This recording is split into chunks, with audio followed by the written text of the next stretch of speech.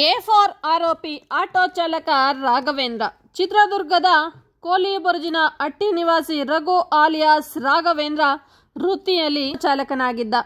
ನಟ ದರ್ಶನ್ ಖಟ್ಟ ಅಭಿಮಾನಿಯಾಗಿದ್ದ ಆತ ದರ್ಶನ್ ಪರಿಚಿತರ ವಲಯದಲ್ಲಿದ್ದ.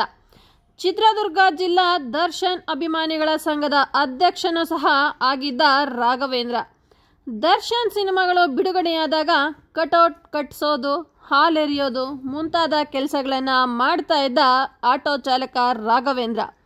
ಆಟೋ ಓಡಿಸಿ ದುಡಿದು ತನ್ನ ಪತ್ನಿ ಹಾಗೂ 2 ಮಕ್ಕಳನ್ನು ರಾಘವೇಂದ್ರ ಸಾಕ್ತಾ ಇದ್ದ.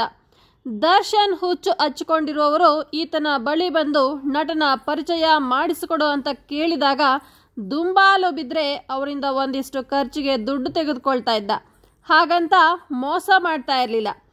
ಎಲ್ಲಿ ದರ್ಶನ್ ಶೂಟಿಂಗ್ ಇರುತ್ತೋ ಅಲ್ಲಿಗೆ ಅಭಿಮಾನಿಗಳನ್ನು ಕರೆದೊಯ್ದು ಪರಿಚಯಿಸಿ ಫೋಟೋ ಕ್ಲಿಕ್ಕಿರಿಸು ವಾಪಸ್ ಆಗ್ತಾ ಇದ್ದ. ದರ್ಶನ್ ಹುಟ್ಟುಹಬ್ಬ ಬಂದಾಗೆಲ್ಲ ಬೆಂಗಳೂರಿಗೆ ಒಂದಿಷ್ಟು ಮಂದಿ ಕರೆದುಕೊಂಡು ಸಂಭ್ರಮಿಸಿದ ಉದಾಹರಣೆಗಳು ಸಹ ಇದೆ. ಇದರಾಚೆಗೆ ಯಾವುದೇ ಅಪರಾಧ ಪ್ರಕರಣಗಳಲ್ಲಿ ಈತನ ಹೆಸರಿರಲಿಲ್ಲ. ದರ್ಶನ್ ಸೂಚನೆ ಮೇರೆಗೆ ರೇಣುಕಾಸ್ವಾಮಿಯನ್ನ ಬೆಂಗಳೂರಿಗೆ ಅಪಹರಿಸಿಕೊಂಡು ಬಂದು ದರ್ಶನ್ಗೆ ಒಪ್ಪಿಸಿದ್ದ ಆರೋಪ ಆತನ ಮೇಲೆ ಬಂದಿದೆ. ಅಷ್ಟೇ ಅಲ್ದಿರ ಈ ಕೃತ್ಯದಲ್ಲಿ ದರ್ಶನ್ ಅವರನ್ನು ಉಳಿಸಲು ಪೊಲೀಸರಿಗೆ ರಾಘವೇಂದ್ರ ಶರಣಾಗಿದ್ದ. ಇದಕ್ಕಾಗಿ ಆತನಿಗೆ ಹಣ ಕೊಡುವುದಾಗಿ ದರ್ಶನ್ ಮತ್ತು ಅವರ ಆಪ್ತರು ಭರವಸೆ ಕೊಟ್ಟಿದ್ರು ಅಂತ ತನಿಖೆಯಲ್ಲಿ ಬಯಲಾಗಿದೆ.